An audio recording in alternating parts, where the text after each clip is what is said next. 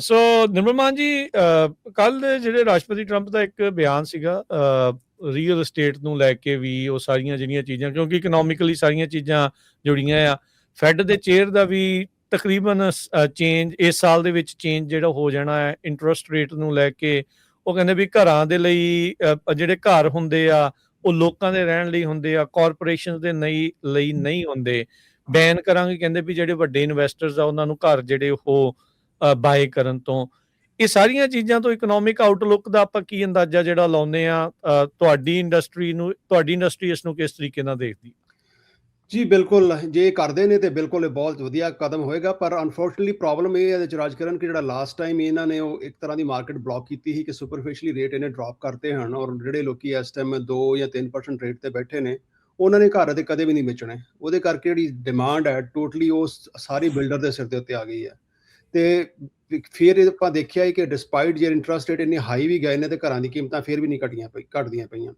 ਚੰਗੀ ਗੱਲ ਅੱਗੇ ਤੋਂ ਇਦਾਂ ਕਰ ਦੇਣ, ਪਰ ਜਿਹੜਾ ਪੁਰਾਣਾ ਬੈਕਲੌਗ ਜਿਹੜਾ ਇਹਨਾਂ ਫਸਿਆ ਹੋਇਆ, ਆਈ ਥਿੰਕ ਕਿ ਉਹਨੂੰ ਅਜੇ ਕਲੀਅਰ ਕਰਨ ਨੂੰ ਅਜੇ 15 ਤੋਂ 20 ਸਾਲ ਲੱਗ ਜਾਣੇ ਨੇ, ਬਿਕੋਜ਼ ਜਿੰਨਾ ਚਿਰ ਉਹਦੇ ਲੋਨ ਨੇ ਐਕਸਪਾਇਰ ਨਹੀਂ ਹੋਣੇ ਪੁਰਾਣੇ, ਉਹਨਾਂ ਚਿਰ ਮਾਰਕੀਟ ਜਿਹੜੀ ਈਜ਼ ਅਪ ਨਹੀਂ ਹੋਣੀ।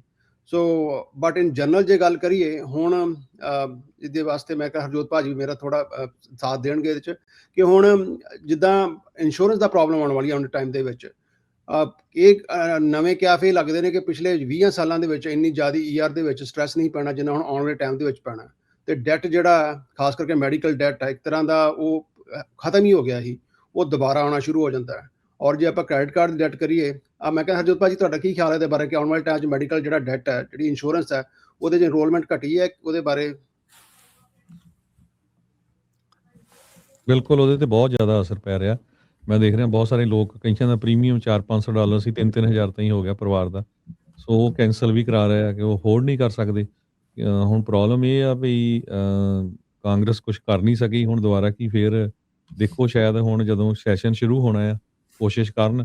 ਟਰੰਪ ਹੋਣੀ ਵੀ ਕਹਿ ਰਹੇ ਆ ਵੀ ਕੰਸਰਨ ਤਾਂ ਹੈਗਾ, ਕਿਉਂਕਿ ਉਹਨਾਂ ਦਾ ਮੇਨ ਕੰਸਰਨ ਇਹ ਆ ਵੀ ਜਿਹੜੀ ਇਸ ਸਾਲ ਦੀ ਇਲੈਕਸ਼ਨ ਆ ਕਾਂਗਰਸ ਦੀ, ਜੇ ਉਹਦੇ 'ਚ ਮੈਜੋਰਿਟੀ ਲੂਜ਼ ਕਰ ਗਿਆ ਤਾਂ ਫਿਰ ਉਹਨਾਂ ਦੇ ਕੁਛ ਨਹੀਂ ਹੋਣਾ, ਫਿਰ ਆਹ 2 ਸਾਲ ਹੀ ਹੋਣਾ ਆ। ਤੇ ਕੁਛ ਨਾ ਕੁਛ ਹੋਣਾ ਚਾਹੀਦਾ, ਪਰ ਇਹ ਇੱਕ ਵੱਡਾ ਕਾਰਨ ਹੈਗਾ। ਦੂਜਾ, ਜਿਹੜੀਆਂ ਪ੍ਰੋਪਰਟੀਜ਼ ਦੀ ਇੰਸ਼ੋਰੈਂਸ ਆ ਉਹਨਾਂ ਤੇ ਵੀ ਕਾਫੀ ਵੱਡਾ ਅਸਰ ਆ, ਕਿਉਂਕਿ ਅੱਗਾਂ ਨੂੰ ਲੈ ਕੇ ਕੈਲੀਫੋਰਨੀਆ ਦੇ ਵਿੱਚ ਬਹੁਤ ਬੁਰਾ ਹਾਲ ਆ। ਈਵਨ ਹੋਰ ਸਟੇਟਾਂ ਵੀ ਜਿਹੜੀਆਂ ਟੈਕਸਸ, ਫਲੋਰੀਡਾ, ਉਹਨਾਂ 'ਚ ਵੀ ਜਿਹੜੀ home honours insurance, property insurance, ਉਹਦਾ ਵੀ ਬਹੁਤ ਬੁਰਾ ਹਾਲ ਆ। ਜਿੱਦਾਂ ਟਰੱਕਾਂ ਦੀ ਇੰਸ਼ੋਰੈਂਸ ਦਾ ਕਾਫੀ ਜ਼ਿਆਦਾ ਜਿਹੜਾ ਬੁਰਾ ਹਾਲ ਆ।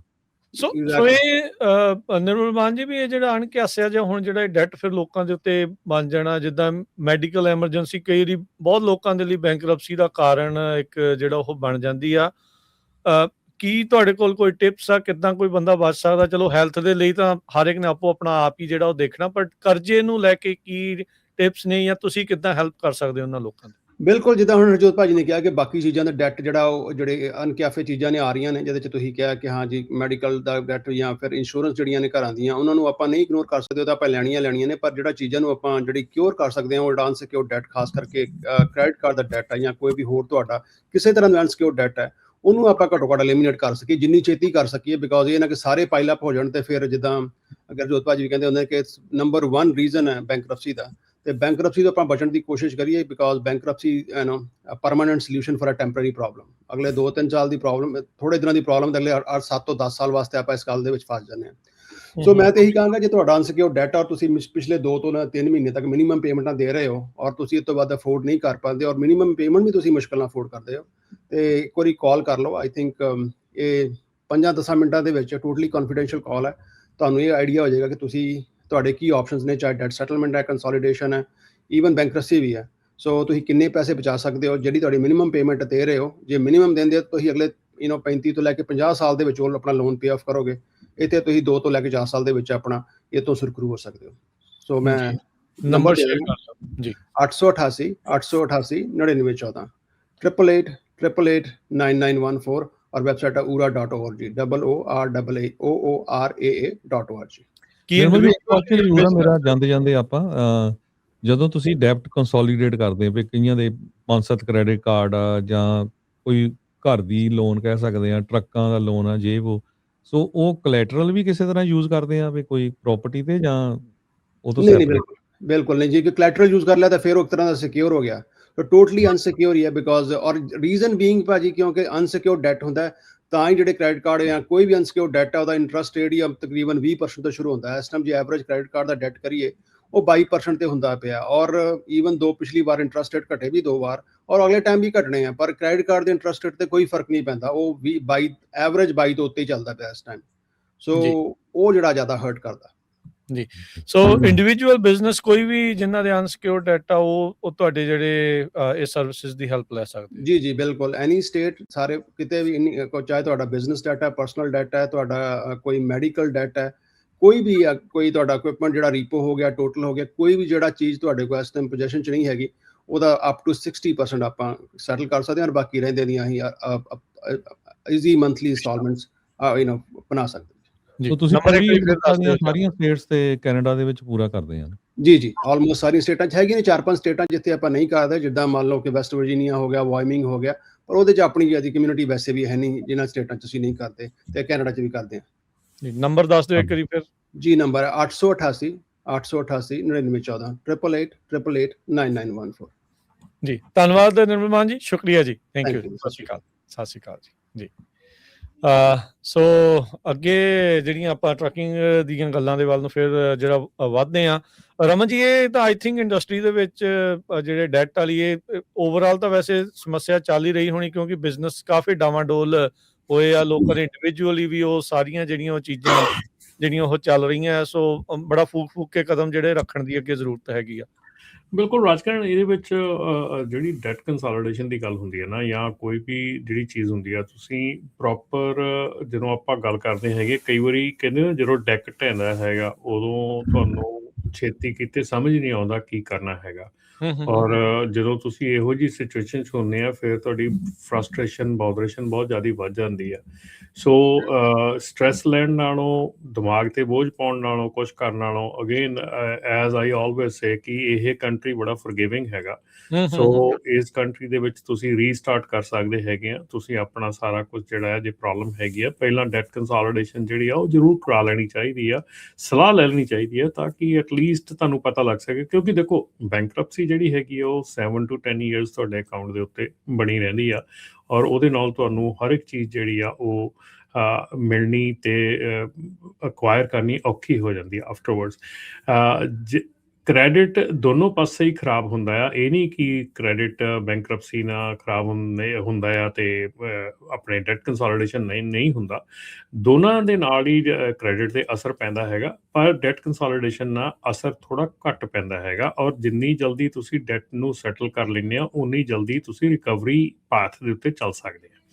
ਸੋ ਇਹ ਜਿਹੜੀ ਸਿਚੁਏਸ਼ਨ ਹੈਗੀ ਆ, ਇਹਦੇ ਵਿੱਚ ਇਹ ਦੋਨੋਂ ਪਾਸੇ ਜਿਹੜਾ ਆ ਤੁਹਾਨੂੰ ਦੇਖਣਾ ਪੈਂਦਾ ਕਿ ਇਹ ਤੁਸੀਂ ਕਿਹੜੀ ਚੀਜ਼ ਨੂੰ ਸਮਝ ਕੇ ਚੱਲਣਾ ਹੈਗਾ, ਕਿ ਡੈਟ ਕੰਸੋਲੀਡੇਸ਼ਨ ਜਿਹੜੀ ਆ ਜ਼ਰੂਰ ਸਲਾਹ ਲੈਣੀ ਚਾਹੀਦੀ ਹੈ। ਰਮਨ ਜੀ ਤੁਸੀਂ ਅਕਸਰ ਕਹਿੰਦੇ ਹੁੰਦੇ ਵੀ ਮੌਕੇ ਦੇ ਹਿਸਾਬ ਦੇ ਨਾਲ ਬਿਜ਼ਨਸ ਨੂੰ ਐਕਸਪੈਂਡ ਕਰਨਾ ਕਿ ਉਸ ਨੂੰ ਸ਼ਰਿੰਕ ਕਰਨਾ, ਉਹ ਇੱਕ ਬਿਜ਼ਨਸ ਦੀ ਕਹਿ ਲਓ ਵੀ ਨੀਸ਼ ਚੀਜ਼ ਆ, ਵੀ ਉਹ ਸਿਆਣਪ ਇੱਕ ਬਿਜ਼ਨਸ ਦੀ ਅੱਖ ਤੋਂ ਜਿਹੜੀ ਉਹ ਚਾਹੀਦੀ ਆ।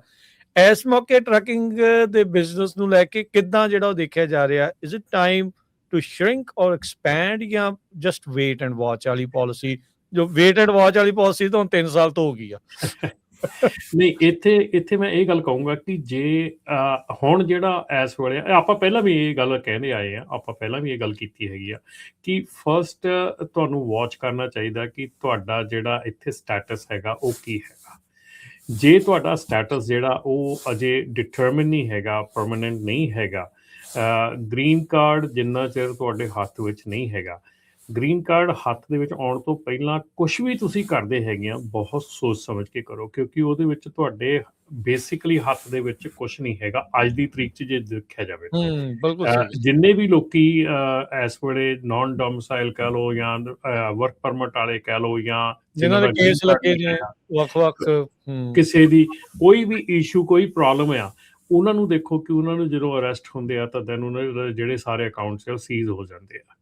ਸੋ ਤੁਹਾਡੇ ਕੋਲ ਕੋਈ ਵੀ ਪ੍ਰਾਪਰਟੀ ਹੈਗੀ ਆ, ਔਰ ਇੱਥੇ ਪਤਾ ਕੀ ਆ ਰਾਜਕਰਨ, ਇੱਥੇ ਹੁਣ ਹੋਰ ਬਹੁਤ ਚੀਜ਼ਾਂ ਹੋਣੀਆਂ ਸ਼ੁਰੂ ਹੋ ਜਾਂਦੀਆਂ, ਇੱਥੇ ਫਰਾਡ ਹੋਰ ਬਹੁਤ ਜ਼ਿਆਦਾ ਸ਼ੁਰੂ ਹੋ ਜਾਂਦਾ। ਇੱਥੇ ਵਾਰਨਿੰਗ ਇਹ ਆ ਕਿ ਤੁਸੀਂ ਇਹ ਸੋਚ ਕੇ ਕਿ ਮੇਰੇ ਕੋਲ ਪੇਪਰ ਹੈ ਨਹੀਂ, ਚੱਲ ਮੈਂ ਕਿਸੇ ਹੋਰ ਦੇ ਨਾਂ ਤੇ ਪ੍ਰਾਪਰਟੀ ਲੈ ਲੈਣਾ ਜਿਹਦੇ ਕੋਲ ਹੈਗੇ ਆ, ਤੇ ਕੱਲ ਨੂੰ ਜਦੋਂ ਇਹ ਕੰਮ ਗੜਬੜ ਹੋਣ ਲੱਗਣੀ ਆ ਉਦੋਂ ਉਹ ਚੀਜ਼ ਤੁਹਾਡੀ ਉੱਥੇ ਜਾਂਦੀ ਲੱਗਣੀ ਆ। ਉਹ 100 ਰੱਸਿਆਂ ਦੀ ਸਿਰੇ ਤੇ ਗੰਢ। ਜੇ ਤੁਹਾਡਾ ਜਿਹੜਾ ਰੈਕਡ ਹੈਗਾ, ਤੁਹਾਡਾ ਜਿਹੜਾ ਸਟੇਟਸ ਹੈਗਾ ਉਹ ਪਰਮਾਨੈਂਟ ਨਹੀਂ ਹੈਗਾ, ਉਸ ਤੋਂ ਪਹਿਲਾਂ ਤੁਸੀਂ ਹਰ ਕਦਮ ਜਿਹੜਾ ਉਹ ਸੋਚ ਸਮਝ ਕੇ ਰੱਖੋ, ਹਰ ਕਦਮ ਜਿਹੜਾ ਆ ਉਹ ਧਿਆਨ ਨਾਲ ਰੱਖੋ। ਔਰ ਇਸ ਵੇਲੇ ਜੇ ਤੁਹਾਡੇ ਕੋਲ ਗ੍ਰੀਨ ਕਾਰਡ ਤੁਹਾਡੇ ਹੱਥ ਦੇ ਵਿੱਚ ਹੈਗਾ, ਤੁਹਾਡੇ ਕੋਲ ਸਿਟੀਜ਼ਨਸ਼ਿਪ ਹੈਗੀ ਆ ਤੇ ਤੁਹਾਡੇ ਕੋਲ CDL ਹੈਗਾ ਆ, ਇਸ ਵੇਲੇ ਤੁਹਾਡੇ ਲਈ ਸੁਨਹਿਰਾ ਮੌਕਾ ਹੈਗਾ।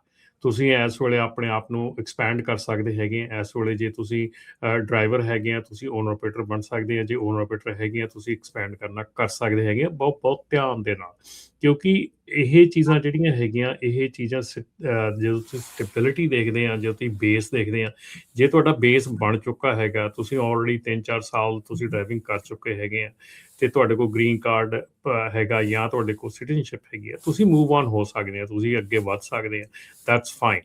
ਪਰ ਜੇ ਤੁਹਾਡਾ ਸਟੇਟਸ ਨਹੀਂ ਹੈਗਾ, ਉਹਨਾਂ ਦੇ ਲਈ ਖਾਸ ਕਰਕੇ ਆ ਕਿ ਪਲੀਜ਼ ਮਤਲਬ ਜੋ ਵੀ ਕੁਝ ਕਰਨਾ ਹੈ ਬਹੁਤ ਸੋਚ ਸਮਝ ਕੇ ਕਰੋ, ਬਿਕੋਜ਼ ਇੱਥੇ ਜਿਹੜੀਆਂ ਪ੍ਰੋਬਲਮਸ ਹੈਗੀਆਂ ਜਦੋਂ ਖੜੀਆਂ ਹੁੰਦੀਆਂ ਆ ਉਦੋਂ ਫਿਰ ਕੋਈ ਵੀ ਜਿਹੜਾ ਆ ਉਹ ਸਾਹਮਣੇ ਰਿਸਕ ਬਹੁਤ ਵੱਡਾ ਆ। ਹੁਣ ਜਦੋਂ ਬੰਦਾ ਫੜ ਕੇ ਸਿੱਧਾ ਤੁਸੀਂ ਉਹਨੂੰ ਡੈਪੋਟੇਸ਼ਨ ਚ ਪਾ ਦਾ, ਜਦੋਂ ਉਹਨੂੰ ਤੁਸੀਂ ਇਸ ਅੱਖ ਦੇ ਨਾਲ ਹੁਣ ਦੇਖਦੇ ਵੀ ਇਹ ਹੈ ਹੀ ਇਲੀਗਲ, ਇਹ ਆਇਆ ਹੀ ਇਦਾਂ ਆ, ਸੋ ਉਹਦੇ ਨਾਲ ਫਿਰ ਤੁਹਾਨੂੰ ਆਬਵੀਅਸਲੀ ਸਿਚੁਏਸ਼ਨਸ ਬੈਡ ਤੋਂ ਵਰਸ ਹੁੰਦੇ ਆ ਜਿਹੜੀਆਂ ਉਹ ਪਤਾ ਨਹੀਂ ਲੱਗਦਾ। ਸੋ ਬਿਲਕੁਲ ਸੋਚ ਸਮਝ ਕੇ ਜਿਹੜਾ ਉਸ ਪਾਸੇ ਵੱਲ ਨੂੰ ਕਦਮ ਜਿਹੜੇ ਉਹ ਚੱਕਣੇ ਜਿਹੜੇ ਚਾਹੀਦੇ ਆ। ਸਮਾਂ ਵੀ ਕਈ ਵਾਰੀ ਟਪਾਉਣਾ ਪੈਂਦਾ ਆ, ਦੇਖਣਾ ਪੈਂਦਾ ਜੋ ਸਿਚੁਏਸ਼ਨ। ਰਾਜਕਰਨ ਉੱਥੇ ਉਹੀ ਗੱਲ ਆ ਜਾਂਦੀ ਆ, ਜਿਹੜਾ ਬੰਦਾ ਹੁਣ ਜਿਹਦੇ ਕੋਲ ਵਰਕ ਪਰਮਿਟ ਹੈਗੇ ਆ ਜਾਂ ਜੇ ਗ੍ਰੀਨ ਕਾਰਡ ਨਹੀਂ ਆਏ ਹੈਗੇ, ਤੁਸੀਂ ਇਹ ਸੋਚ ਕੇ ਨਾ ਦੇਖੋ ਵੀ ਦੂਜੇ ਬੰਨੇ ਹੋਰ ਬੰਦੇ ਨੇ ਐਡੀ ਗੱਡੀ ਲੈ ਲਈ, ਏਡਾ ਘਰ ਲੈ ਲਿਆ, maybe they are citizen, maybe they are long term ਇੱਥੇ ਹੈਗੇ ਆ, ਬਹੁਤ ਜਿਹੜੇ ਤਰੀਕੇ ਹੈਗੇ ਆ ਉਹ ਹੋਏ ਆ। ਪਰ ਜੇ ਤੁਸੀਂ ਇਹ ਗੱਲ ਸੋਚ ਕੇ ਕਹਿੰਦੇ ਵੀ ਮੈਂ ਉਹਦੇ ਬਰਾਬਰ ਜਾਣਾ, ਉਹਦੇ ਫਟਾਫਟ ਮੈਂ ਆਪਣੇ ਪੈਸੇ ਲਾਉਣੇ ਆ, ਫਟਾਫਟ ਮੈਂ ਆਹ ਕਰਨਾ, ਦੇਖੋ ਟਰਾਈ ਟੂ ਅੰਡਰਸਟੈਂਡ ਕਿ ਇੱਥੇ ਜਿਹੜਾ ਇਸ ਵੇਲੇ ਔਰ ਇਸ ਵੇਲੇ ਇਹ ਵੀ ਚੀਜ਼ ਰਾਜਕਰਨ ਬਹੁਤ ਜ਼ਿਆਦਾ ਅਹਿਮੀਅਤ ਰੱਖਦੀ ਆ ਕਿ ਜਿਹੜੇ ਲੋਕਾਂ ਦੇ ਕੋਲ ਸਟੇਟਸ ਪਰਮਾਨੈਂਟ ਨਹੀਂ ਹੈਗਾ, ਉਹਨਾਂ ਦੇ ਚਾਹੇ ਬੈਂਕ ਅਕਾਊਂਟ ਆ, ਚਾਹੇ ਕੋਈ ਵੀ ਚੀਜ਼ਾਂ ਹੈਗੀਆਂ, ਉਹ ਬੜੀਆਂ ਵਲਨਰੇਬਲ ਹੈਗੀਆਂ ਇਸ ਵੇਲੇ। ਸੋ ਪਲੀਜ਼ ਮੇਕ ਸ਼ੋਰ ਕਿ ਤੁਸੀਂ ਇਹ ਜਿਹੜੀਆਂ ਚੀਜ਼ਾਂ ਹੈਗੀਆਂ ਸਾਰੀਆਂ ਧਿਆਨ ਦੇ ਨਾਲ ਤੁਸੀਂ ਕਰਨੀਆਂ ਹੈਗੀਆਂ, and be careful, don't try to be ਮਤਲਬ ਆਪਣੇ ਓਵਰ ਸਮਾਰਟੀ ਦੇ ਵਿੱਚ ਆਪਣਾ ਜਿਹੜਾ ਕੰਮ ਖਰਾਬ ਨਾ ਕਰ ਲਿਓ। So please be careful. Callers ਦੇ ਵੱਲ ਨੂੰ ਵੱਧਦੇ ਆ। ਗੁਰਮੇਲ ਜੀ ਆਪਣੇ ਨਾਲ ਜੁੜੇ ਨੇ। ਹਾਂਜੀ, ਸਤਿ ਸ਼੍ਰੀ ਅਕਾਲ ਜੀ। ਸਤਿ ਸ਼੍ਰੀ ਅਕਾਲ ਭਾਜੀ, ਵਾਹਿਗੁਰੂ ਜੀ ਕਾ ਖਾਲਸਾ, ਵਾਹਿਗੁਰੂ ਜੀ ਕੀ ਫਤਿਹ। ਵਾਹਿਗੁਰੂ ਜੀ ਕੀ ਫਤਿਹ ਜੀ।